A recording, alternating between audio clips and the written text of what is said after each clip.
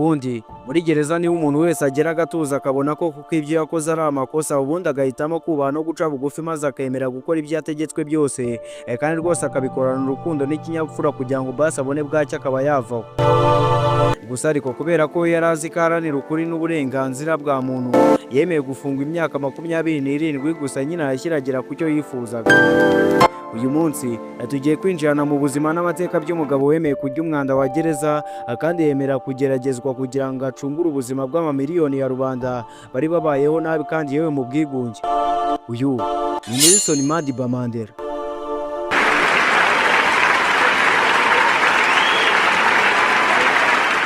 Gusa ariko niba wishimira kandi ukaba ukunda kumva ibiganiro by'amateka, uyu niwo mwanya mwiza wo gukanda subscribe kubera ko hamaze kugera ahantu hanyaho Man TV, aho dukura amateka mu nyandiko maze tukagufasha kuyumva no kwibukiranya mu buryo bw'amajwi. Reba ko wakanda subscribe, niba utarayikanda ikande maze ube mu muryango mugari wa Man TV. Je, ndisale Hassan. Iyi ni Man TV. Bahaye ikaze. Ambassadors and members of the diplomatic corps, distinguished guests, ladies and gentlemen.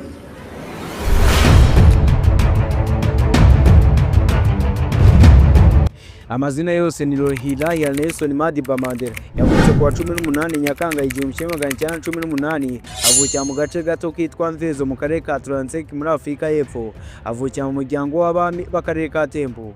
Umuryango we wari wubashywe ariko wari ufite ubukire buhambaye, gusa nyine wo wari ushishikajwe no kwita ku ndangagaciro z'umuntu, gukunda igihugu no guharanira ukuri.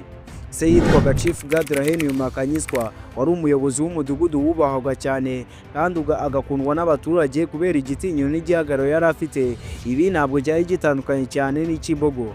Naho nyina yitwaga Nokafino Seken, waje gufata inshingano zo kurera abana be nyuma y'uko umugabo we Gadraheni Gadi yitabye Imana. Kubw'umuryango we rero, Nelson Mandela yakuranye urukundo na discipline iri ku rwego rwo hejuru. Nelson Mandela yanyuze mu mashuri atandukanye kuva akiri umwana muto kugeza arangije kaminuza. Ku ikubitiro yatangiriye muri Kunu Methodist Primary School. Iri ni ishuri rya primaire riba mu mudugudu wa Kunu na Magingaye muri Eastern Cape. Aha kandi niho yitiriwe izina Nelson n'umwarimu witwaga Miss Mudingane wabigishaga ururimi rw'Icyongereza. Iri zina Nelson kurihabwa ntabwo byari impanuka se cyangwa ngo kubyinira gutyo gusa oya, ahubwo byari ngombwa kuko buri mwana wese wigaga yahabwaga izina ry'Abongereza kugira ngo byorohere abarimu b'abazungu bigishaga Abanyafurika kwandika amazina yabo no kuyavuga mu buryo bworoshye. Aha dufata urugero nko kuri Mandela. Atarajya ku ishuri yitwaga Lorihira. Iryo zina nanjye ubwanjye byangoye cyane kurivuga, uko ryangoye kandi nawe byakugora, nako ryagoraga abo bazungu kurivuga, bituma bazana system yabo bwite yo gutanga amazina ku bana b'Abanyafurika. Ibi kandi nabyo byabaye umuco na Magingaye. Mandela yakomeje amasomo ye muri segonderi, aho yize mu ishuri ryitwa Clark Bull Boarding Institute. Iri shuri ryari ngikobo iyo yatangira amashuri yisumbuye.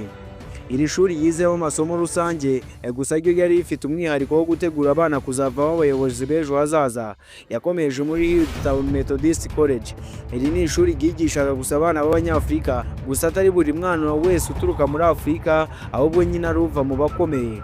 Aha niho yize Geography, imibare y'Ikilatini n'andi masomo yatangwa icyo gihe. Gusa ariko iri shuri ryari rikaze cyane ku bijyanye n'indangagaciro z'abayobozi, kuko ni nabwo Mandela yatangiye kwiga uko abayobozi bitwara nubwo yakiri umwana muto cyane.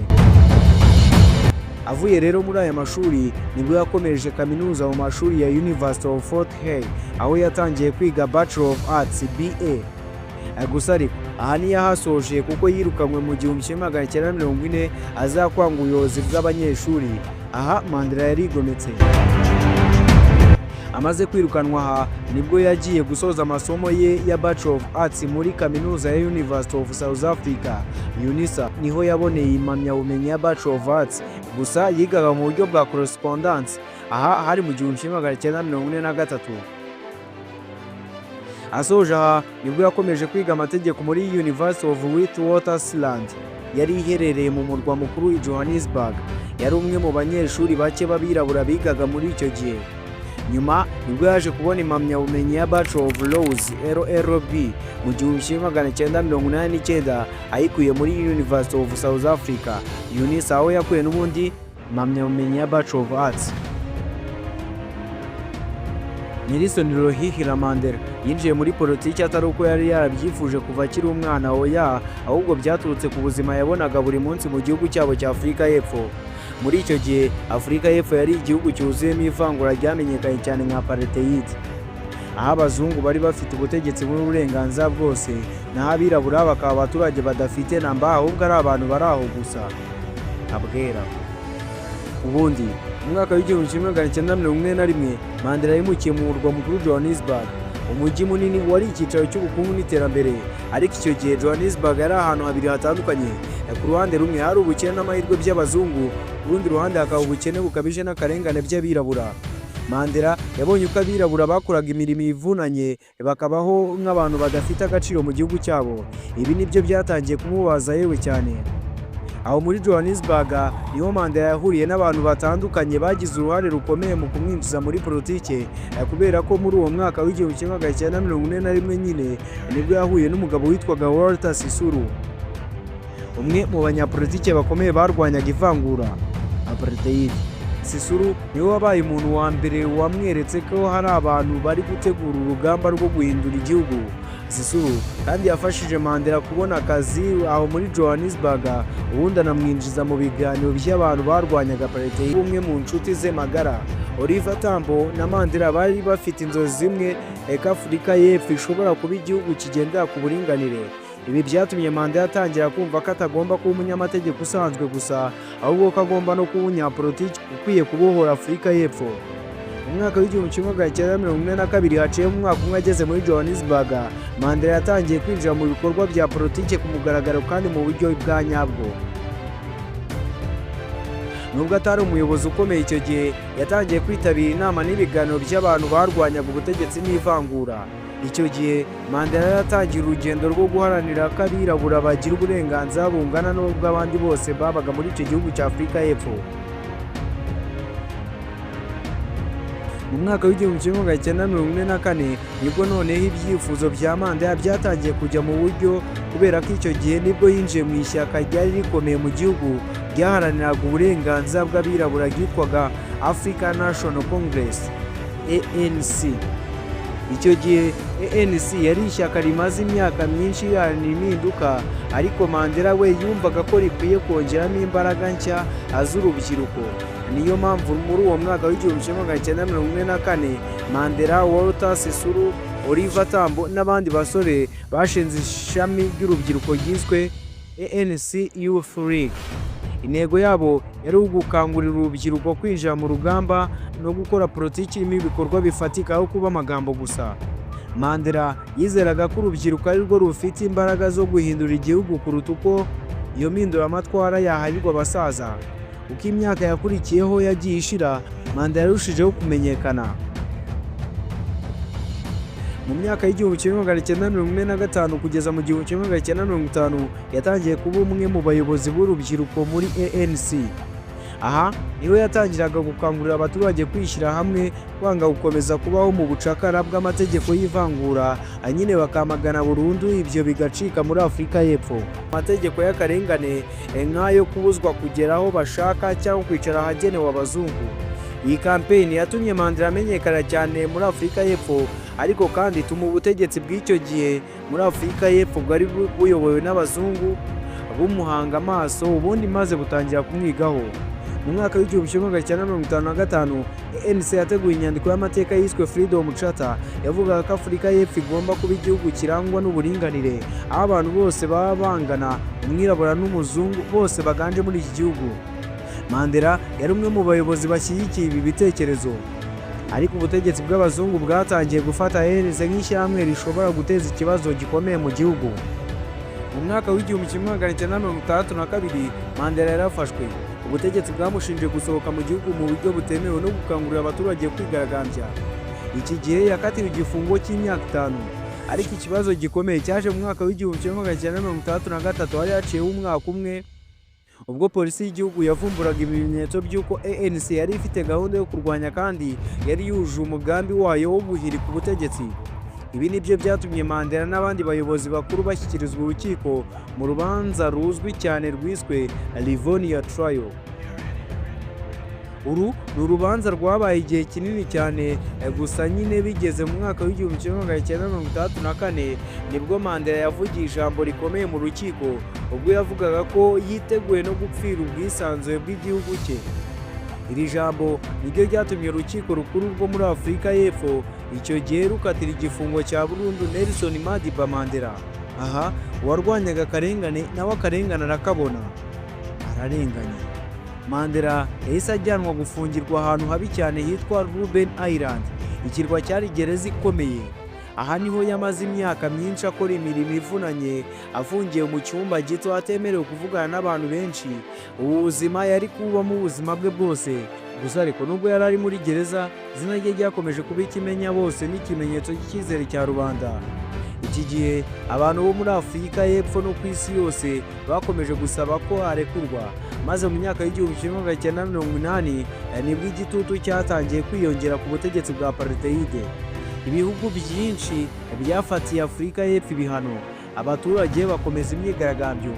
Iki gihe noneho nibwo isi yahagurukiye rimwe, maze ubutegetsi bwa Apartheid buti turashize turakongotse, maze icyizere cyo gukomeza ingoma yabo ya Apartheid gitangira kuyoyoka kiyenga bakirora.